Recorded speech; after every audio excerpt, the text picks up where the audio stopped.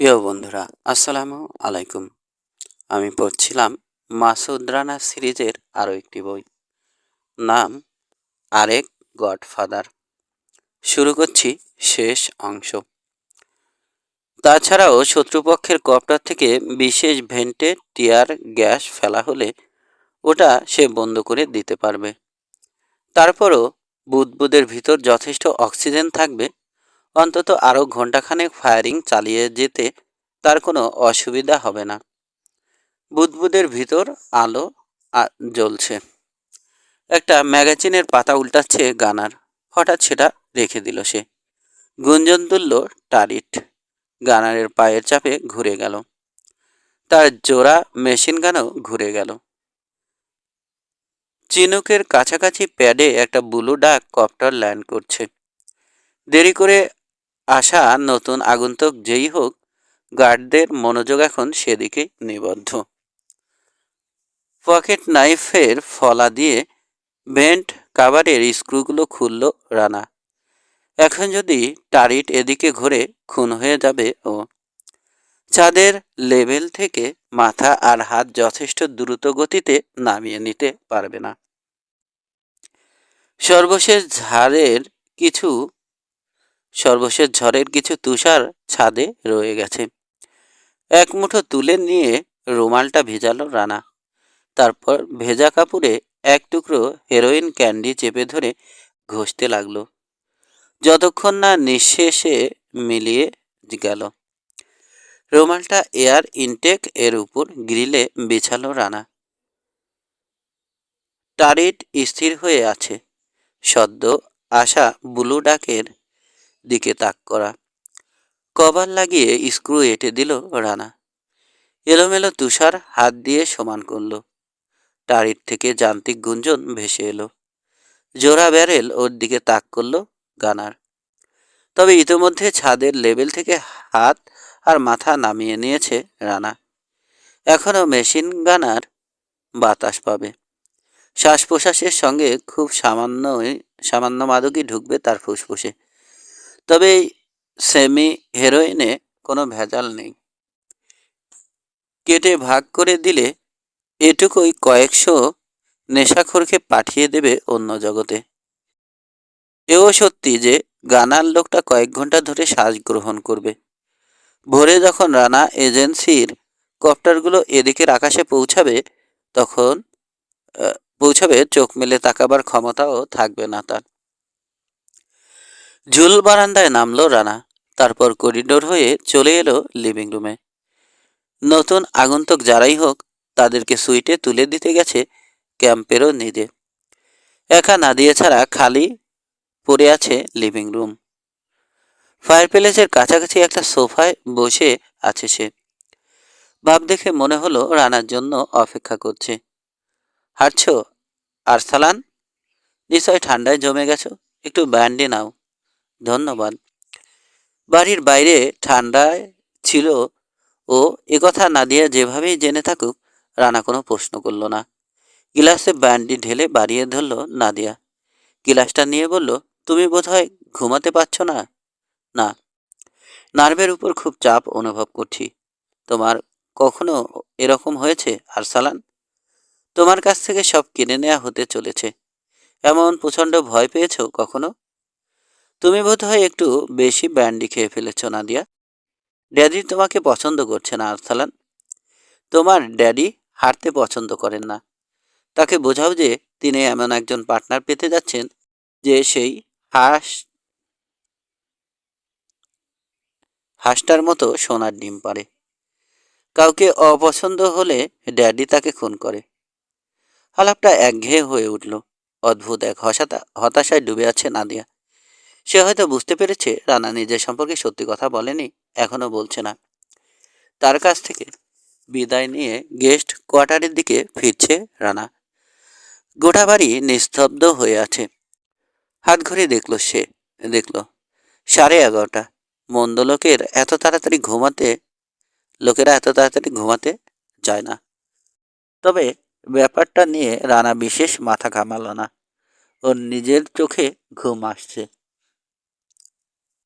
5টার আগে 3-4 ঘন্টা ঘুমিয়ে নিতে চায় ও। সুইটে ঢুকে আলো জ্বালল, সঙ্গে সঙ্গে স্যাঁত করে উঠল বুক। সোনোম্যানে উপস্থিত সব কজন মাফিয়া এসো ওর জন্য অপেক্ষা করছে সিটিং রুমে। তাদের মাঝখানে রয়েছে ক্যাম্পেরো। ক্যাম্পেরোর পাশে নতুন অতিথিরা আলবার্ট ডি, মোনা কার্টিস আর একজন জাপানি কুস্তিগির। জাপানি কুস্তিগির 6 ফুট 7 ইঞ্চি লম্বা, ওজন হবে 340 পাউন্ড। তার ঘাড় স্বাস্থ্যবান, একজন পুরুষের উরুর মতো মোটা, মাথাটা কামানো, মুখে অসংখ্য শুকনো ক্ষতচিহ্ন। এই লোক নাগালের মধ্যে দাঁড়ানো কোনো মাফিয়া ডনের হাত ছিঁড়ে নিয়ে খেতে শুরু করলে রানা আশ্চর্য হবে না। আসুন মিস্টার সালান, আসুন, ভরাট গলায় স্বাগত জানালো ক্যাম্পেনো। প্রথমে নতুন মেহমানদের সঙ্গে পরিচয় করিয়ে দিই। ডি মোনা, ওকে তো আপনি চেনেনি। আর ইনি হলেন মিস্টার তাকানাকা, গোটা যুক্তরাষ্ট্রের সবচেয়ে শক্তিশালী কুস্তিগির। তাকানাকা হাতির সুরের মতো হাতটা বাড়িয়ে দিল। রানা সেটাকে দেখতে না পাওয়ার ভান করল। এরপর কি শুরু হবে আন্দাজ করতে পারছে, তার আগেই আহত হতে চায় না। কি ব্যাপার বলুন তো মিস্টার কাম্পেরো, সবাইকে নিয়ে এখানে কি করছেন আপনি? ইঙ্গিতে ডি মোনাকে দেখালো কাম্পেরো। ও একটা জরুরি খবর নিয়ে এসেছে। কি খবর? রানার গলা শুকিয়ে কাট। আপনি আসলেই বিসিআই এজেন্ট মাসুদ রানা। রানা মুখ খুলতে গিয়ে বাধা পেল। একদম চুপ থাকুন। আপনি মাসুদ রানা এটা নিশ্চিতভাবে জানা গেছে। হয়তো ভাবছেন তাহলে এখনো আপনাকে আমি গুলি করিনি কেন? না করার কারণ আছে। আমরা আরো খবর নিয়ে জেনেছি মাসুদ রানা সামান্য কোনো ব্যাপার নয়। তিনি যদি কোথাও যান সব কিছু তছনছ করে দিয়ে আসেন। অর্থাৎ এত কাঠখড় ফুরিয়ে এখানে আপনি শুধু শুধু ঢোকেননি, আপনার অসৎ কোনো গৃহ উদ্দেশ্য আছে। সেটা কি জিজ্ঞেস করলে আপনি বলবেন না, তাই আমরা সিদ্ধান্ত নিয়েছি আপনাকে ইন্টারোগেট করা হবে। তবে ইন্টারোগেশনের আগে ডি মোনার পরামর্শ মতো একটু নরম করে নেওয়া হবে আপনাকে। সেই নরম করার দাওয়াই সঙ্গে করে নিয়ে এসেছে ডি মোনা। দাওয়াটারই নাম বলাই বাহুল্য, তাকা নাকা। আর সব ডনও দেখতে চান ওর বিরুদ্ধে কতক্ষণ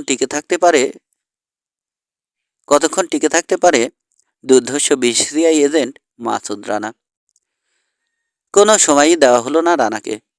কাম্পেরোর ইঙ্গিতে একজন গার্ড M16 চেপে ধরল ওর পিঠে। মিছিল করে ওকে নিয়ে আসা হলো বিলিয়ার্ড রুমে। তাকানাকা টেবিলগুলো অনায়াস ভঙ্গিতে একপাশে সরিয়ে দিল। রানাকে কাজটা করতে হলে ব্লক আর ট্যাকল ছাড়া পারত না। হাতঘড়ি খুলবার সময় ডায়ালে চোখ বুলালো রানা। 12:30 বাজে। কোনো সন্দেহ নেই রানা এজেন্সির এজেন্টটা পৌঁছাবার আগেই জ্ঞান হারাবেও। দুজনেই ওরা জুতো আর শার্ট খুলল, তারপর গুটিয়ে নিল ট্রাউজারের পায়া। রানার শরীরে যতই পেশি থাকুক, তাকানাকার সামনে হাস্যকর এবং অতি ক্ষুদ্র লাগছে ওকে। জাপানি লোকটা যেন রূপকথার বই থেকে বেরিয়ে আসা দত্ত। যাই হোক, ভাবল রানা, ওর চেয়ে আমার রিফ্লেক্স আর গতি হয়তো ভালো। ঠিক সেই মুহূর্তে লাফ দিয়ে শূন্যে কয়েকটা ডিগবাজি খেল তাকানাকা। মেঝেতে হাত দিয়ে পড়ল। হাত দুটোকে পায়ের মতো ব্যবহার করে দ্রুত হাঁটাহাঁটি করলো কিছুক্ষণ। রানার দিকে এগিয়ে আসবার ভঙ্গি করে ভয় দেখালো। তারপর আরেক লাফে সিধে হলো। এতটুকু হাঁপায়নি সে। হাততালি দিল ক্যাম্পেরও। দেখা দেখি বাকি সবাই। কোত্থেকে রান্না করবার 2 ক্যান তেল নিয়ে এসে রানা আর তাকানাকার মাথায় ঢেলে দিল ক্যাম্পেরোর এক লোক। কাঁধ, পিঠ আর বুকে চোদ বয়ে যাচ্ছে। রানা শুনতে পেল কে জিতবে তা নিয়ে বাজি ধরবার ধুম পড়ে গেছে মাফিয়ার ডনদের মধ্যে। ওর পক্ষে যারা বাজি ধরছে তারা $1 বিপরীতে $100 পাবে। দেখা গেল প্রায় কেউই ওর পক্ষে বাজি ধরছে না। ফ্রি স্টাইল কম্বাট ঘোষণা করলো ক্যাম্পেরো। কোনো কিছুই নিষিদ্ধ নয়, যে যেভাবে পারে শুরু। তাকানাকা আর রানা পরস্পরের দিকে এগোলো। দুটো শরীরই তেলে চকচক করছে। তাকানাকার বুকে ভারী পেশি তামা রঙের বেলুনের মতো ফুলে উঠল। নতুন বুলেটের মতো চকচক করছে তার খুলি। দুজন পরস্পরের পথ পার হলো, আলিঙ্গন করলো, চাপ্পড় মারল একে অন্যের উরুতে। ঐতিহ্য ধরে শুরুটা দেখে মনে হলো একটা ফ্রেন্ডলি টুর্নামেন্টে অংশ নিচ্ছে ওরা। আসলে ব্যাপারটা আর কিছুই নয়, গোপন অস্ত্রের সন্ধানে তল্লাশি। ওরা জানে কে কি করছে, বলল বোস্টন চিপ। ক্যাম্পেরাও ইটালিয়ান ভাষায় জবাব দিল। শুনে হেসে উঠল সবাই। অনুবাদ করলে সে বলেছে, শুয়োরটা চিত হয়েছে। শুধু জবাই করবার সময় একটা শুয়োরকে চিত করে শোয়ানো হয়। পুজো হয়ে হাত সামনে বাড়ানো, এগিয়ে এসে পরস্পরকে ধরল ওরা। দুজনের মাথা আর কাঁধ এক হলো। নিজেকে ছাড়িয়ে নিয়ে ঠাস করে রানার গালে চর কষল তাকানাকা। নখ দিয়ে চিরে দিল কপালের চামড়া। পর মুহূর্তে শরীরটাকে মেঝেতে পিছলে দিয়ে পা দুটোকে সারাশি বানালো। রানার গোড়ালি আটকে নিয়ে টান দেবে। লাফ দিয়ে পাটা সরিয়ে নিল রানা। পর মুহূর্তে ঝাঁপিয়ে পড়ে তাকানাকার কিডনিতে হাঁটু গালল। সিধে হওয়ার সময় কোমরের বেল্ট ধরে রানাকে উঁচু করল তাকানাকা। তারপর মেঝেতে আছাড় মারল ভারী বস্তার মতো। হাতের কিনারা দিয়ে রানার গলায় মারল সে, তবে রানা সরে যাওয়ায় লাগাতে পারল না। সিধে হলো দুজন। কাজটা এখনো শেষ করতে না পারায় তাকানাকে একটু বিস্মিত। আর রানা ভাবছে, আনআর্ম কমবাটে এত শক্তি প্রতিযোগিতা আগে কখনো এত শক্ত প্রতিযোগী আগে কখনো পায়নিও। হাতির সুরের মতো লম্বা হাত দুটো বাড়িয়ে আবার এগোলো তাকানাকা। এবার পরস্পরকে ধরতেই তার কামানো মাথা কামানের গোলার মতো সামনে ছুটল। রানার হাত দুটো আটকে রেখে মাথাটাকে হাতুড়ি বানিয়ে বারবার আঘাত করছে সে রানার মাথায়। খুলিটা তার আর্মার প্লেটের মতো পুরু। আঘাতগুলো এড়াবার জন্য প্রাণপণ চেষ্টা করছে রানা, কিন্তু প্রতিবার নতুন নতুন ক্ষত সৃষ্টি হচ্ছে। চোখে রক্ত গড়িয়ে পড়ে অন্ধ করে দিচ্ছে ওকে। তাকানাকার মাথা রানার লালচে দৃষ্টিপথে কংক্রিট ব্লকের মতো ছুটে আসছে। তার গতির সঙ্গে তাল মিলিয়ে পিছু হটল রানা। তারপর তলপেটে কষে একটা লাথি ছুঁড়ে নিজেকে ছাড়ালো। শূন্যে উঠে পড়েছিল তাকানাকা। আক্রোব্যাটের মতো মেঝেতে পা দিয়ে নামলো। হাসছে। অপেক্ষা করছে 2-1 সেকেন্ড। টেবিল থেকে তাকানাকা শার্টটা তুলে নিয়ে মুখ আর কপালের রক্ত মুছল রানা। লোকটার মুখের হাসি দপ করে নিভে গেল। ধেয়ে এলো সে। 2 পা সামনে এগিয়ে শূন্যে উঠল রানা। উড়ে এসে পা দুটো ল্যান্ড করলো তাকানাকার মুখে। বিস্ফোরিত হলো জাপানি নাক। হাড় থেকে বিচ্ছিন্ন হলো কার্টিন লিজ। মেঝেতে পিঠ দিয়ে পড়ে শরীরটাকে গড়িয়ে দিল তাকানাকা। রানার লক্ষ্য আসলে ব্যর্থ হয়েছে। ওর আঘাত যখন লাগতে যাচ্ছে তার আগেই পিছু হটতে শুরু করেছিল তাকানাকা। এতে প্রমাণ হয় শরীরটা প্রকাণ্ড হওয়া সত্ত্বেও তার রিফ্লেক্স আর বডি কন্ট্রোল অবিশ্বাস্য। তা না হলে এতক্ষণে তার নাকের হাড় ভেঙে ভাঙা টুকরো সেধিয়ে যেত মগজে। নাক দিয়ে লাল ধারা গড়াচ্ছে।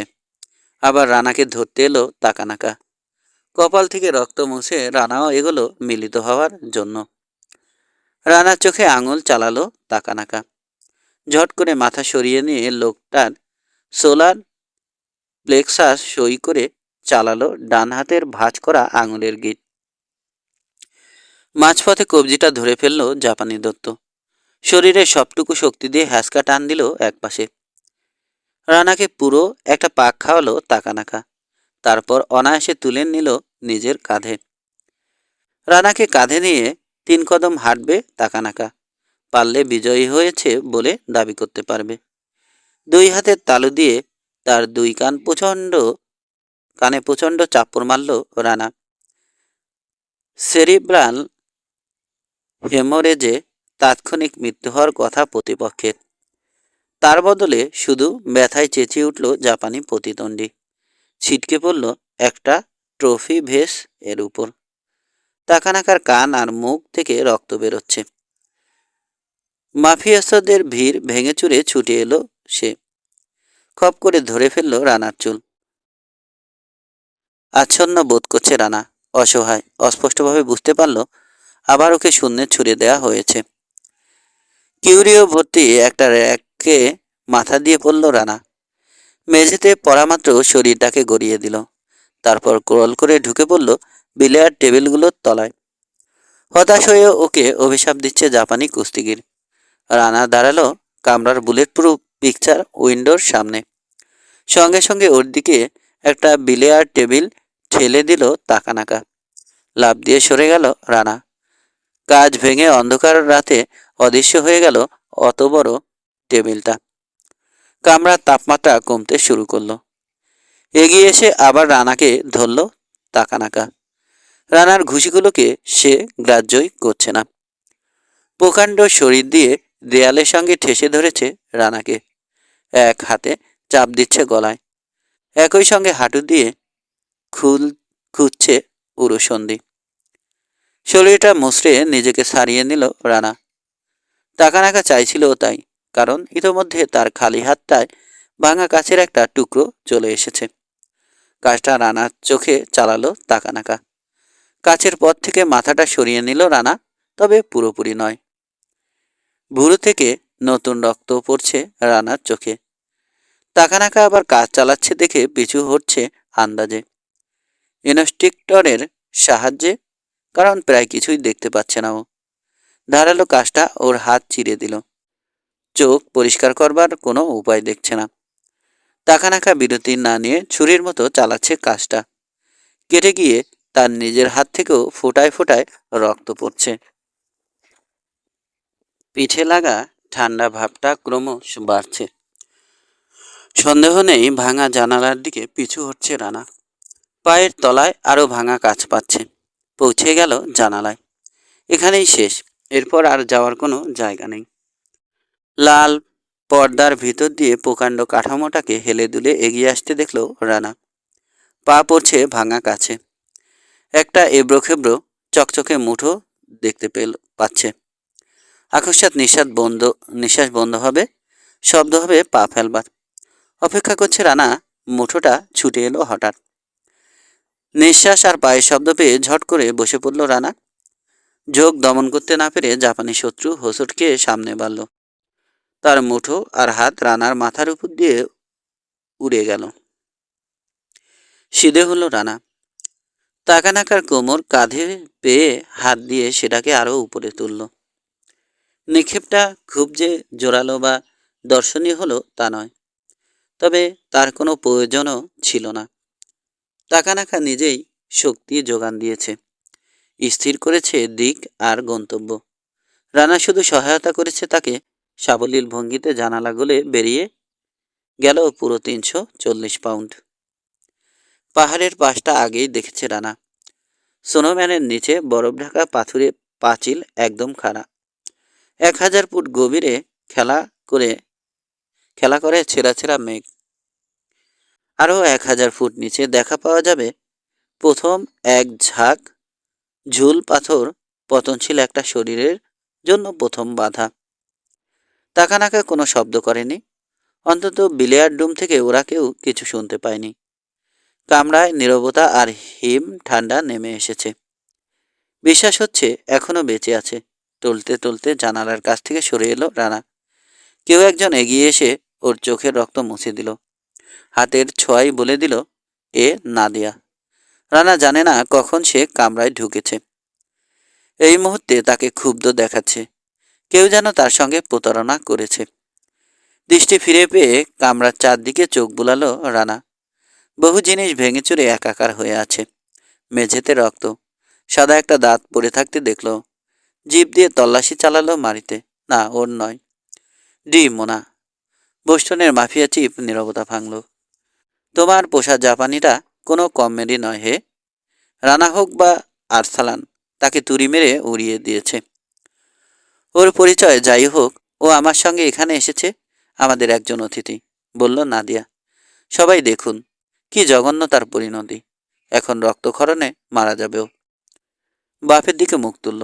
ধন্যবাদ ড্যাডি, ধন্যবাদ। রানার হাত ধরল সে। চলো, তোমাকে আমি তোমার সুইটে দিয়ে আসি। রানাকে নিয়ে বিলিয়ার্ড রুম থেকে বেরিয়ে যাচ্ছে নাদিয়া। কারো সাহস হলো না বাধা দেয় তাকে। 15। প্রথমে গরম পানিতে গোসল করিয়ে নিয়ে লিকুইড অ্যান্টিসেপটিক দিয়ে রানার ক্ষতগুলো মুছে দিল নাদিয়া। কথা বলছে না, চেহারায় আশ্চর্য একটা থমথমে ভাব। রানাকে বিছানায় শুইয়ে দিয়ে গায়ে একটা চাদর টেনে দিল। পাশে বসে ঝুঁকে একটা চুমু খেল। ড্যাডির সঙ্গে বোঝাপড়াটা আজ রাতে এখনই সেরে ফেলতে হবে। আমি যাই। নাদিয়ার একটা হাত চেপে ধরল রানা। তাহলে কথাটা জেনেই যাও নাদিয়া, আমি আরসালান নই, তুর্কিও নই। তুমি মাসুদ রানা, আমি জানি। হাতটা ছাড়িয়ে নিয়ে সিধে হলো নাদিয়া। এ নিয়ে তোমার সঙ্গে আমার পরে বোঝাপড়া হবে। কেন? কারণ তুমি আমাকে ঠকিয়েছ। কিভাবে? আমি তোমাকে কোনো কথা দিয়েছিলাম? থমকে গেল নাদিয়া। কয়েক সেকেন্ড চুপ করে থেকে লম্বা করে দম ছাড়ল। মাথা নেড়ে বলল, না, আমারই ভুল। কামরা অন্ধকার করে দিয়ে সুইট ছেড়ে বেরিয়ে গেল সে। করিডোরে তখনও নাদিয়ার পায়ের শব্দ মিলিয়ে যায়নি। বিছানা ছেড়ে সিটিং রুমে চলে এলো রানা। দরজায় বোল্ট লাগালো। স্টোর রুমে ঢুকে পেন লাইট জ্বালল। তারপর স্কি, গ্রাফ নেল হুক সহ ক্লাইম্বিং রোপের কুণ্ডলি, পিটন ইত্যাদি যা যা আছে পরীক্ষা করে দেখল। মনের ভিতর একটা তিরস্কার। তুমি সময় নষ্ট করছো। ফলে একটু হাত চালিয়ে তৈরি হচ্ছে রানা। এই সময় বেডরুম থেকে ভেসে এলো ইন্টারকমের আওয়াজ। হাত ঘড়ি দেখল রানা। নাদিয়া যাওয়ার পর মাত্র 5 মিনিট পার হয়েছে। বেডরুমে ফিরে এসে রিসিভার তুলল রানা। ইয়েস। কি ঘটতে যাচ্ছে আমি নিশ্চিত নই, তবে ড্যাডি বা চিফদের হাবভাব আমার ভালো লাগছে না। ওদের আলোচনার মূল সুরটা এরকম। ওরা তো এখন জানেই কোন রুট ধরে কি পদ্ধতিতে নিউ ইয়র্কে হেরোইন এনেছ তুমি। কাজেই এরপর আর তোমাকে ওদের কি দরকার তাই ভাবছি। হ্যাঁ, বলো কি ভাবছো? ভাবছি। খটাস করে একটা শব্দের সঙ্গে যোগাযোগ কেটে গেল। রানা পালাবার পথ তৈরি করলো বেডরুমের জানালা খুলে। বাড়ির ভিত থেকে আরো 50 ফুট নিচে নামলো। রশি ধরে ঝুলে আছে। চারদিকে তাকিয়ে দেখে নিচ্ছে পালাবার বাকি পথটা। রশির গিট থেকে মাপ পাওয়া যাচ্ছে 150 ফুট। পাহাড়ের বহিরাবরণ তৈরি হয়েছে বরফের উঁচু হয়ে থাকা ফালি দিয়ে। তবে ঢাল প্রায় পাঁচিলের মতো খাড়া হওয়ায় হুকগুলো সহজে খোলা যাবে। পায়ে ক্লাইম্বিং বুট থাকলে ভালো হতো। ভালো হতো যদি দেখতে পেত ঠিক কোথায় নামতে যাচ্ছে। কিন্তু ভাগ্য কি আর সব দিক থেকে সাহায্য করে? 6 ইঞ্চি গভীর একটা রিজে ভালোভাবেই আটকালো হুকটা। তারপর শূন্যে পা দিল রানা। পাথুরে পাহাড়ের দিকেই মুখ, ব্যাঙের মতো পিছন দিকে লাফিয়ে নামছে। অ্যালার্ম শুনবার জন্য কান দুটো খাড়া। ভয় পাচ্ছে বেডরুমের জানালায় কিংবা কোনো একটা ঝুল বারান্দায় M16 দেখতে পাবে। তবে সেরকম কিছু ঘটল না। রশির শেষ মাথায় পৌঁছে গেল। পা রাখলো বরফের কান্নিসে। রশিটা বার কয়েক খুব জোরে ঝাঁকালো রানা। রিজ থেকে মুক্ত হলো হুক। ওর মাথার পাশ দিয়ে নিচে নেমে গেল রশি। হুকটা হাতে পাওয়ার জন্য রশিটা টেনে তুলতে হলো। 30 মিনিটে 1000 ফুট নামলো রানা। তুষার এখানে তাজা। ঢালটা নেমে গেছে 45 ডিগ্রি কোণ তৈরি করে। রশি ফেলে পায়ে স্কি পরে নিল ও। মার্কিন অ্যান্টি নার্কোটিক স্কোয়াড আর রানা এজেন্সির রেইড শুরু হতে আর মাত্র 8 ঘন্টা দেরি। চোনোম্যান থেকে যতটা সম্ভব দূরে সরে থাকতে চাইছে ও। হামলাটায় যদি ফেডারেল বাহিনী অংশ নেয়, আকাশ থেকে বাড়িটার উপর টন বোমা পড়লেও আশ্চর্য হওয়ার কিছু নেই। একসঙ্গে এতগুলো মাফিয়া ডনকে কালে ভদ্রেই পাওয়া যায়। মেঘ সরে যাওয়ায় তুষারের রাজ্য উদ্ভাসিত হয়ে আছে চাঁদের আলোয়। রানা শুধু তীর বেগে নিচে নামা। ঘন্টায় অন্তত 50 মাইল স্পিড তো হবেই। অচেনা এলাকা, তার উপর রাত। তা না হলে স্পিড আরও বাড়িয়ে 70-এ তুলতে পারত। সোনোম্যান কয়েক মাইল পিছিয়ে পড়েছে দৃষ্টি সীমানার বাইরে। একটা চূড়া পেরিয়ে এলো। সামনে উন্মোচিত হয়ে পড়ল বিশাল উপত্যকা। ইস্কি গান গাইছে। ওটার হিসির শব্দকে ছাপিয়ে আরেকটা আওয়াজ বাড়ছে। কোবরার ইঞ্জিন থেকে বেরিয়ে আসা গর্জন পাহাড়ে পাহাড়ে লেগে প্রতিধ্বনি তুলছে। কিলার কোবরা রানার সামনে বা দুপাশে কোথাও নেই। ঘাড় ফিরিয়ে পিছনে তাকাতে দূরে তুষারের উপর দিয়ে সাদা একটা আকৃতিকে ভেসে আসতে দেখল রানা। ওর স্কি ট্র্যাক অনুসরণ করছে। কোবরার মেশিন গানের পাশে একটা স্পট লাইট ফিট করা হয়েছে। স্পিড বাড়িয়ে দিল রানা। এছাড়া আর কিছু করবার নেই ওর। তবে এতেও কোনো লাভ হবে না। একটা হেলিকপ্টার গানশিপের সঙ্গে কি স্কি নিয়ে জেতা যায় কখনো? একটা রিস্কে পাশ কাটানোর সময় ডান দিকে ঘুরে গেল রানা। ওর নিচে বিস্ফোরিত হলো তুষার।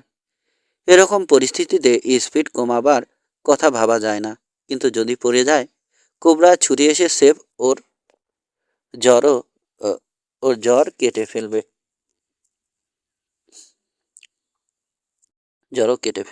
বাঁকনেয়ায় একটা দক্ষিণমুখ ঢালে পৌঁছেছে রানা। শক্ত বরফের গায়ে তুষার এখানে পাতলা আবরণ তৈরি করেছে।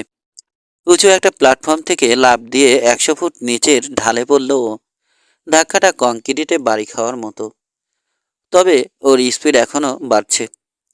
একটু আশা জাগলো মনে। কোবরাকে হয়তো ফাঁকি দেওয়া সম্ভব। তবে হঠাৎ সেটা মাথার একেবারে কাছে চলে এলো। রানার সামনে ওরই লম্বা ছায়া। স্পিড খুব বেশি, তারপরেও বাঁকা পথ ধরল রানা। যে আলোর বৃত্তটা ত্যাগ করে এলো সেটার বরফ আর তুষার মেশিনগানের বুলেট বৃষ্টিতে বিস্ফোরিত হচ্ছে। কোবরার স্পিড যেহেতু রানার চেয়ে বেশি, প্রতিবার গুলি করবার পর রানাকে পিছনে ফেলে অনেক সামনে চলে যাচ্ছে ওটা। ফিরতে হচ্ছে বৃত্ত তৈরি করে। রানা ওটাকে ফাঁকি দিচ্ছে কখনো ডান দিকে, আবার কখনো বাম দিকে ঘুরে গিয়ে। তবে শুধু সাদা আলোর বৃত্তকে গ্রাস করবার পর।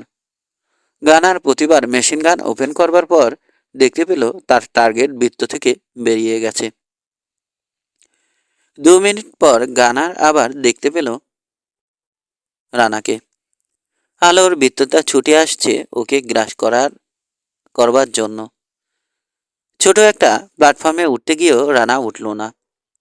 সেটাকে পাশ কাটিয়ে এসে দেখল সামনে আরো ঢালু হয়ে গেছে ঢাল।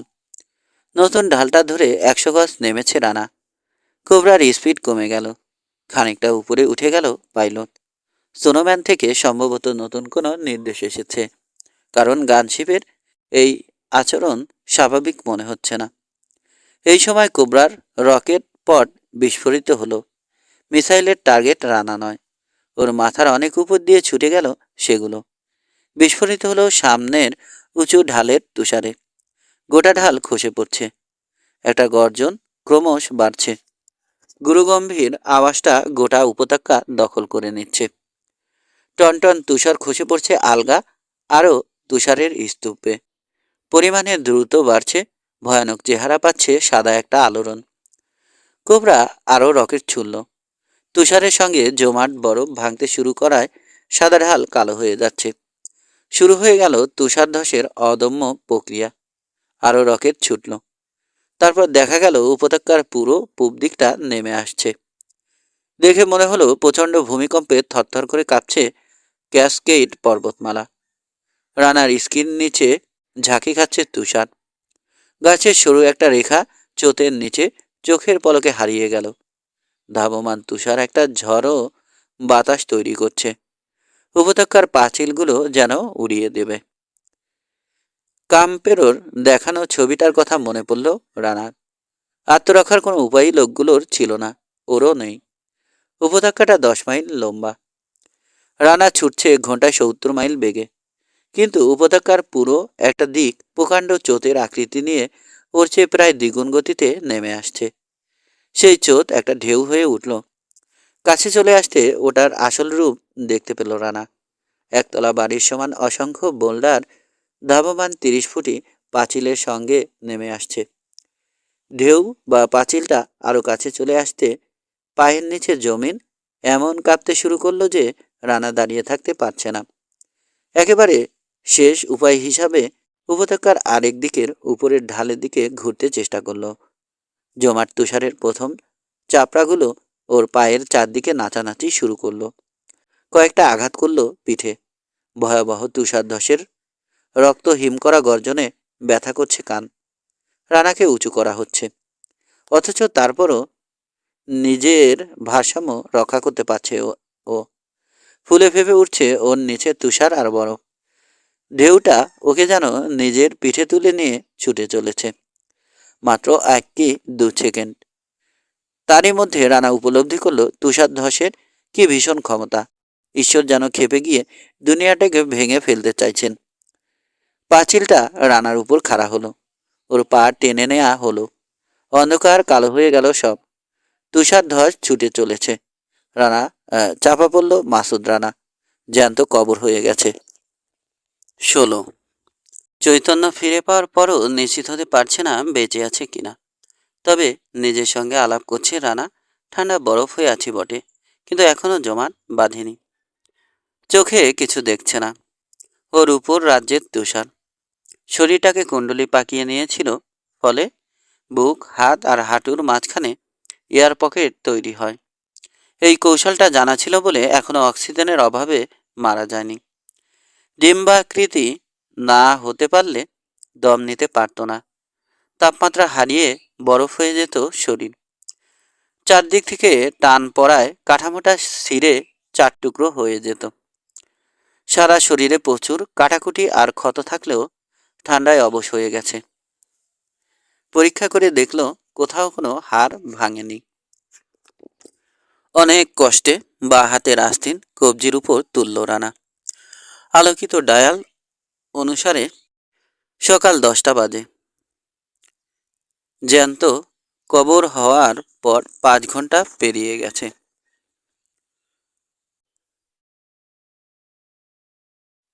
রানা এজেন্সি আর নোমার হামলা শুরু হয়েছে সেও 5 ঘন্টা আগে। হাত লম্বা করে পা ছুলো, ইস্কিগুলো নেই। চেষ্টা করলো উঠে বসতে। গায়ে চেপে বসা তুষার আর ইঞ্চি 1 ইঞ্চি ছাড় দিতেও রাজি নয়। আট করে আটকে রেখেছে ওকে। একটু হয়তো দেরি হচ্ছে, তবে শেষ পর্যন্ত জমাট বরফ হওয়াই ওর শেষ পরিণতি। যে বাতাস ফুসফুসে গ্রহণ করছে, এরই মধ্যে কার্বন ডাইঅক্সাইড সেটাকে বিষাক্ত করে তুলেছে। একটা হাতের কবজি কিসে যেন আটকাচ্ছে। হাতড়াল রানা। ইস্কি পোলের স্টাফ ঠেকল আঙুলে। তাড়াতাড়ি পোলটা টেনে নিল নিজের দিকে। বেঁকে গেলেও জিনিসটা ভাঙেনি। ওর উপর দিকে তুষার যদি 5 ফুটের কম গভীর হয়, পোলের সাহায্যে একটা গর্ত তৈরি করে অক্সিজেনের ব্যবস্থা করতে পারবে। পোলটা অপর দিকে খাড়া করবার চেষ্টা চালালো, ড্রিলের মতো মোচড়াচ্ছে।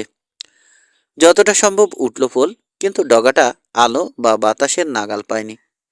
অনেক গভীরেই ডুবেছে MR9।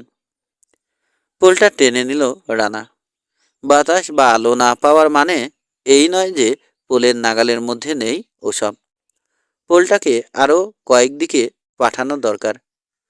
অক্সিজেনের অভাবে রানা হাঁপাতে শুরু করেছে, তবে সিদ্ধান্ত থেকে এক চুল নড়ল না।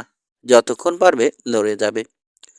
25 কিংবা হয়তো 225 বারের বার নিজের পিছনে এবং খানিকটা উপরে নিরেট কিছুতে ঠেকল পোলের ডগা। বারবার টোকা দিয়ে নিশ্চিত হলো পাথরে নয়, কাঠে বাড়ি খাচ্ছে। নিশ্চয় একটা গাছ। শিকড় ছিঁড়ে পাহাড়ের ঢাল থেকে নামিয়ে এনেছে তুষার ধস। পোল এরই মধ্যে রানা আর গাছটার মাঝখানে কিছু তুষার আলগা করেছে। সেগুলো হাত দিয়ে সরাচ্ছেও। গাছের দিকে 5 ফুট এগোতে 90 মিনিট লাগলো। হাতের দস্তানা খুলে আঙুলে ওটার ছাল অনুভব করল রানা। একটা ফার গাছ, কাণ্ড থেকে নিয়মিত দূরত্বে শাখা বেরিয়ে ধাপ তৈরি করেছে। আগের চেয়ে দুর্বল আর ঠান্ডা রানা, তবে এখন বাঁচবার আশা ওকে উজ্জীবিত করে তুলেছে। গাছটা ধরে 1 ইঞ্চি করে উপরে উঠছে ও। কার্বন ডাইঅক্সাইডের প্রভাবে বিভ্রান্ত হচ্ছে ওর মগজ। হ্যালোসিলেশন ভোগাচ্ছে ওকে। এক পর্যায়ে নিশ্চিত মনে হলো তুষার খুঁড়ে নিচে নামছে, ও উপরে উঠছে না। জোর করে মনের সঙ্গে যোগাযোগটা কেটে দিল রানা। তুষার সরাচ্ছে যান্ত্রিক একটা মেশিন, রোবট। একটু যেন আলগা লাগছে ঝুরঝুরে বরফ। তবে সংকেত বা নমুনাটা রানা গ্রাহ্য করছে না। আলো দেখতে পাচ্ছে, ভাবলো এটাও হয়তো মনের কারসাজি। তারপর ওর উপর তুষার খসে পড়ল। হাত দিয়ে খাবলা মেরে কিছুই পেল না, শুধু বাতাস। তাজা অক্সিজেনে আবার শ্বাস নিচ্ছে রানা। 1 মিনিট পর সারফেস ভেঙে ফেললো, ক্রল করে বেরিয়ে এলো কবর থেকে। হাত ঘড়িতে বিকেল 4টে। 5 ফুট তির্যক আর 8 ফুট খাড়া পথ উঠতে সময় লেগেছে 6 ঘন্টা। ওর কাপড়ের সুতোর ফাঁকে বরফ জমেছে, ঠান্ডায় সাদা হয়ে গেছে গায়ের চামড়া। তবে রানার কোনো অভিযোগ নেই। তুষারে উপুর হলো ও। উপত্যকার মেঝে উঁচু নিচু, ভাঙা চোরা আর এলোমেলো হয়ে আছে। সিদ্ধান্ত নিলেও কি ঘটেছে দেখবার জন্য চোনো ম্যানে ফিরে যাবে। ঠিক এই সময় দেখলো ছোট একজোড়া কালো বিন্দু ওর দিকে এগিয়ে আসছে। ওরা রানা এজেন্সির লোক হতে পারে, কিংবা এএনএস এর সদস্য, সার্চ করতে বেরিয়েছে। পর মুহূর্তে সন্দেহ হলো রানার। চোনোম্যানের যুদ্ধে যে পক্ষই জিতুক, তাদের কাছে হেলিকপ্টার আছে। এরা দুজন চোনো সুপুরে হাঁটছে, নিশ্চয় পালাচ্ছে। রানা নিশ্চিত ওকে তারা এখনো দেখতে পায়নি। তুষারের গায়ে তুষার, ওকে আলাদা করবার উপায় নেই। স্থির হয়ে শুয়ে থাকলেও অপেক্ষা করছে। দূরত্ব কমে 1000 ফুট হলো। ওদেরকে এখন চেনা যাচ্ছে। একজন ক্যাম্পেরো, অপরজন নাদিয়া। দুজনে সোজা ওর দিকে আসছে। বাপের চেয়ে কিছুটা পিছিয়ে রয়েছে নাদিয়া। ক্যাম্পেরোকে খুব ক্লান্ত দেখাচ্ছে। কপাল আর চোয়ালের উপর ক্ষত। খানিক পরপরই আকাশের দিকে মুখ তুলছে সে। নাদিয়াও ক্লান্ত, তবে ক্লান্তির চেয়ে যেন বিষণ্ণতায় বেশি কষ্ট দিচ্ছে তাকে। ওরা যদি দিক না বদলায়, রানাকে দেখতে না পাওয়ার কোনো কারণ নেই। ক্যাম্পেরোর হাতে মস্ত একটা লুগার রয়েছে। রানা নিরস্ত্র। যে গর্ত থেকে বেরিয়েছে ক্রল করে, তার ভিতরেই আবার ঢুকলো রানা। ক্যাম্পেরোকে অপ্রস্তুত অবস্থায় পাওয়ার জন্য এই আড়াল নেয়ার প্রয়োজন আছে। একটা ফাঁদও পাততে চায়। কাজে লাগলে লাগলো, না লাগলে নাই। বাপ আর মেয়ে যখন আর মাত্র 50 গজ দূরে, গর্ত থেকে বেরিয়ে এসে সিধে হলো রানা। দুজনেই থমকে দাঁড়িয়ে পড়ল, যেন একটা ভূত তাদের পথ আগলেছে। আপনি মারা গেছেন। ক্যাম্পেরও যেন নিজেকেই যুক্তি দিতে চাইছে। আমি না, মরেছেন আসলে আপনি, বলল রানা। কাল রাতে আমার বন্ধুরা এসে আপনাকে ধ্বংস করে দিয়েছে। ক্যাম্পেরোর ঠান্ডা হিম ফ্যাকাশে চেহারা লালচে হয়ে উঠল। তাতেই রানা জবাব পেয়ে গেছে। ক্যাম্পেরোর বিষয় এখনো কাটছে না। কপ্টারের লোকজন আপনাকে মরতে দেখেছে মিস্টার রানা। সেন্সরও সংকেত দেয় আপনি মারা গেছেন। ভুল করেছে ওরা। পিস্তলটা এদিকে ছুড়ে দিন মিস্টার ক্যাম্পেরো। ভালো কথা, রাজীব ত্রিপাঠী কোথায়? গুরুজি বম্বিংয়ে মারা গেছেন, বলল নাদিয়া। সিপ্রাও সবাই। পিস্তল তুলে রানার বুকে লক্ষ্য স্থির করল ক্যাম্পেরো। মাজল কাঁপছে। বেশি সময় নেয়নি, টিগার টেনে দিল। রানার বাম দিকে লাফিয়ে উঠল খানিকটা তুষার। ড্যাডি। ক্যাম্পেরো হাত দিয়ে চোখ রগড়ে সামনে এগোলো।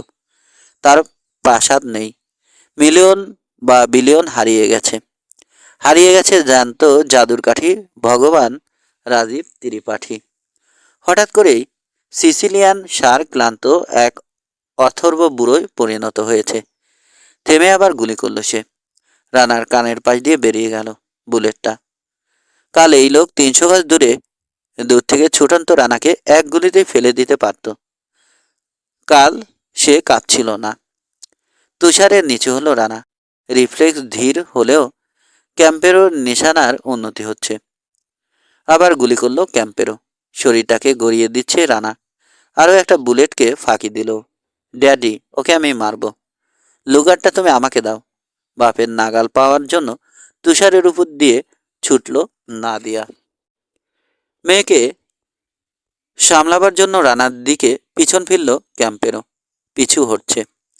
নাদিয়ার চোখে চোখ রেখে কি যেন খুঁজল সে। কে জানে, নিজের মেয়েকে হয়তো বিশ্বাস করতে পারছে না। না, আমার হাতেই মরতে হবে ওকে। তোমার হাত কাঁপছে, দাও ওটা, আমি মারি। হঠাৎ বাপের উপর ঝাঁপিয়ে পড়ল নাদিয়া। পিস্তলটা ছো দিয়ে কেড়ে নিয়েছে। ক্যাম্পেরও স্থির হয়ে গেল রানার পাতা ফাঁদের ঠিক কিনারায়। নাদিয়া পিছিয়ে গেল দুপা। তারপর পিস্তল ধরা হাতটা লম্বা করল। পরিষ্কার দেখল রানা। টিগারে চাপ দেওয়ার সময় চোখ বুজে আছে নাদিয়া। একটা ঝাঁকি খেল ক্যাম্পেরও। বাম কাঁধ উড়ে গেছে। আরও এক পা পিছু হটল সে। পড়ে গেল রানার সেই গর্তের ভিতর। সামনে এগোলো রানা। নাদিয়া পিছু হটল। গর্তের কিনারায় দাঁড়িয়ে নিচে তাকালো রানা। জ্ঞান হারিয়ে ফেলেছে ক্যাম্পেরও। রক্তে ভেসে যাচ্ছে তার বুক আর পিঠ। গর্তটাকে পাশ কাটিয়ে এগোলো রানা। নাদিয়া ওকে স্তম্ভিত করে দিয়ে নিজের কপালের পাশে পিস্তল চেপে ধরেছে মেয়েটা। খালি হাতটা রানার বুকে তাক করলো নাদিয়া। তুমিও শেষ পর্যন্ত, তুমিও আমাকে ঠকালে রানা। প্রথমে ড্যাডি, আমার কি না কেড়েছে ওই লোক। আদর্শ, নীতি, সততা, পবিত্রতা, স্বাধীনতা, এমনকি গুরুজিকেও। যখন মারা যাচ্ছি তখন তোমাকে দেখলাম। কি ছিল তোমার মধ্যে জানি না। মনে হলো এই লোককে ভালোবাসতে পারলে আবার আমার পুনর্জন্ম হবে। আমি নিজেকে আবার ফিরে পাবো। কিন্তু জানতাম না তুমিও আমাকে। রানা লাফ দিয়েছে দেখতে পেয়ে। লুগারের ট্রিগার টেনে দিল নাদিয়া। নাদিয়াকে আগের জায়গায় না পাওয়ায় তুষারের উপর পড়ল রানা। উঠতে যাবে, পরিচিত চাউ কাঁপানো একটা অনুভূতি হলো। ওর নিচে তুষার কাঁপছে। উপত্যকার পুরো একটা দিক, যে দিকটা কাল রাতে ধসে পড়েনি, প্রকাণ্ড একটা চোতের আকৃতি নিচ্ছে। প্রথম তুষার ধসটা উল্টো দিকের ঢালটাকে দুর্বল করে তুলেছিল। আরেকটা তুষার ধস শুরু করবার জন্য দরকার ছিল শুধুই একটা বুলেটের তৈরি ভাইব্রেশন। শত শত হাজার হাজার টন তুষার খসে পড়ছে উঁচু চূড়াগুলো থেকে। নাম্বার পথে আরো সংগ্রহ করছে। সেই সঙ্গে বেড়ে চলেছে গতিও। চেঁচিয়ে উঠল রানা, কিন্তু তুষার ধসের গর্জনে নিজের কণ্ঠস্বরও শুনতে পেল না। টিগার টানলেও যে কোনো কারণেই হোক লুগার থেকে গুলি বেরোয়নি। পিস্তলটা ফেলে দিয়ে ফিতিপথ ধরে ছুটছে নাদিয়া। ছুটছে ফুলে ফেঁপে প্রকাণ্ড হতে থাকা তুষার ধসের দিকেই। বাঁচতে হবে, এই ভয়ে আতঙ্কিত নাদিয়া।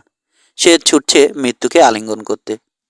তুষার কাঁপছে, তা সত্ত্বেও নাদিয়ার পিছু নিয়ে ছুটছে রানা। ক্লান্তি পিছিয়ে দিচ্ছে ওকে। পায়ে সোনো শু ও নেই। নিচের ঢালগুলোয় পৌঁছে গেছে তুষার ধস। উপত্যকায় নেমে আসবার আগে অবিশ্বাস্য গতি পাচ্ছে। গাছের সারি আর রেখাগুলো এক পলকে গায়েব হয়ে গেল। 1 মাইল লম্বা সাদা হাত শিকড় টেনে ছিঁড়ে ফেলেছে। গলা ফাটিয়ে চেঁচাচ্ছে রানা, ডাকছে নাদিয়াকে। হোঁচট খেটে খেটে ছুটছে ওর পিছনে। ঠিক তখনই কি মনে করে পিছন দিকে একবার তাকালো নাদিয়া। রানাকে এগিয়ে আসতে দেখল সে। জানে ও তাকে বাঁচাতে চাইছে নিজের জীবনের ঝুঁকি নিয়ে। একবার তার ইচ্ছে হলো বাঁচে। এরকম একজন নিঃস্বার্থ মানুষের জন্য বাঁচা যায়। কিন্তু তারপর রানাকে ছেড়ে আরো উপরে উঠে গেল তার দৃষ্টি। গায়ে ANS লেখা একটা কপ্টার ঝুলছে রানার মাথা থেকে 20 ফুট উপরে। সামনের দিকে বসে রয়েছে ওর 2 বন্ধু। একজন ANS সদস্য নিক হিউবার্ট। তার পাশে BCI এর চিফ অ্যাডমিনিস্ট্রেটর সোহেল আহমেদ। উন্মাত্তের মতো হাত নাড়ছে সোহেল। বোঝা গেল অবশেষে রানা ওদেরকে দেখতে পাওয়ায় পরম স্বস্তি বোধ করছে সে। তুষার ধসের গর্জনে কপ্টারের আওয়াজ পুরোপুরি চাপা পড়ে গেছে। রশির একটা মই নেমে এলো কপ্টার থেকে। লাফ দিয়ে সেটা ধরল বটে রানা, তবে উপরে উঠছে না। হিউবার্টকে ইঙ্গিতে বলছে সামনে এগো। উত্তরে হাত নাড়ছে সোহেল। মই বেয়ে উপরে উঠতে ইশারা করছে। মাথা নাড়ল রানা, হাত লম্বা করলো নাদিয়ার দিকে। অজ্ঞাত বাধ্য হয়ে সেদিকে কপ্টার ছোটালো হিউবার্ট। জমিন থেকে 7 ফুট উপরে ঝুলছে রানা। অনেকটা এগিয়েছিল নাদিয়া, তবে কপ্টারের সঙ্গে সে পারবে কেন? একদিক থেকে রানাকে নিয়ে কপ্টার, আরেক দিক থেকে অসংখ্য বোল্ডার নিয়ে তুষার ধস, দুটো প্রায় একই সময়ে নাগাল পেতে চলেছে নাদিয়ার। তুষার ধস 20 ফুট উঁচু, স্পিড কপ্টারের মতোই। হঠাৎ করে খুব ছোট দেখালো মেয়েটাকে। আলোড়িত সাদা ব্যাকগ্রাউন্ডে গাঢ় একটা মূর্তি। গলার আওয়াজ না ভাঙা পর্যন্ত চিৎকার করলো রানা। অস্থির কপ্টারের নিচে মই লাফ দিচ্ছে আর পাক খাচ্ছে। একেবারে শেষ মুহূর্তে থমকালো নাদিয়া। হয়তো বাঁচবার স্বাদ হয়েছে তার। কিংবা হয়তো মরতে ভয় পাচ্ছে। কপ্টার নিচু হলো, রানাকে নিয়ে মইটাও। যতটা পারা যায় হাত লম্বা করলো রানা। ওর মুখের দিকে তাকিয়ে কি যেন খুঁজলো নাদিয়া। তার চোখে অভিমান দেখতে পেল রানা। দাঁড়িয়ে থাকতে হিমশিম খেয়ে যাচ্ছে, যে কোনো মুহূর্তে পড়ে যাবে। হাতটা এতক্ষণে বাড়ালো নাদিয়া। খপ করে ওর কবজি চেপে ধরল রানা। সঙ্গে সঙ্গে উঁচু হতে শুরু করলো কপ্টার। হিউবার্ট প্রাণপণে চেষ্টা করছে ধেয়ে আসা সাদা পাঁচিলটার নাগালের বাইরে উঠে যেতে। প্রচণ্ড শক্তিতে আঘাত করলো তুষারধ্বজ। উঠে আসছে নাদিয়ার কোমরে। কিছু বলল সে, কিন্তু রানা শুনতে পেল না। তবে তার চেহারা থেকে ধুয়ে মুছে গেছে অভিমান আর ভয়। সেখানে এখন শুধু আশ্চর্য একটা প্রশান্তি আর অপার্থিব মুগ্ধতা। ওকে টেনে উপরে তুলতে চেষ্টা করলো রানা, কিন্তু নতুন একটা তুষারধসের ঢেউ প্রচণ্ড টানে রানার কাছ থেকে কেড়ে নিয়ে গেল নাদিয়াকে। মুহূর্তে তুষার গিলে ফেললো তাকে। সাদা জ্যান্ত প্রাণীর মতো সচল স্তূপ হচ্ছে, সমস্ত কিছু ডুবিয়ে দিচ্ছে গভীরে। আরো উঁচু হয়ে আসছে পরবর্তী ঢেউ। তাই দেখে দ্রুত তুলে নিচ্ছে সোহেল মইটা। এপাশ ওপাশ তাকিয়ে কোথাও নাদিয়ার চিহ্ন দেখতে পেল না রানা। আড়ষ্ট ভঙ্গিতে কপ্টারের ভিতর উঠে এলো রানা। ওখান থেকে তাকিয়ে দেখলো গড়িয়ে আরো আশ্রে পড়ে উপত্যকার কোথায় পৌঁছে স্থির হয় তুষারধস। প্রচণ্ড গর্জনে কান পাতা দেয়। সোহেল বা হিউবার্টের সঙ্গে রানা কোনো কথা বলতে পারছে না। অবশেষে তুষারধস থামল। উপত্যকা এখন স্থির আর সাদা। আকাশটাকে ভারী সুন্দর দেখাচ্ছে। মুঠোটা খুলল রানা। আঙুলগুলো রক্তের দাগ লেগে রয়েছে। তালুর ভিতর হীরের সেই আংটিটা। মেয়েটার? জিজ্ঞেস করলো সোহেল। রানা মাথা ঝাঁকাতে আবার বলল, ধরেছিলি তো জোরেই, তারপরেও ছিনিয়ে নিয়ে গেল। কথা না বলে আংটির মাথাটা খুলল রানা। ছোট চারকোনা ঘরের ভিতর সাদা পাউডারের চিহ্ন। কি জিনিস? সোহেল আর হিউবার্ট একসঙ্গে জানতে চাইল। জিনিসটা কি জানবার জন্য পরীক্ষা করবার দরকার নেই রানার। নিচু গলায় বলল, অনেক দিন থেকেই আত্মহত্যা করার কথা ভাবত। Heroin overdose. বাঘ ঘুরে স্নোম্যানের দিকে ছুটল হেলিকপ্টার। আবার একবার নিচের তুষারে চোখ বোলালো রানা। নেই, কোনো চিহ্নই নেই। সান্ত্বনা এটুকুই, মৃত্যু যন্ত্রণা ভোগ করতে হয়নি মেয়েটাকে। সমাপ্ত।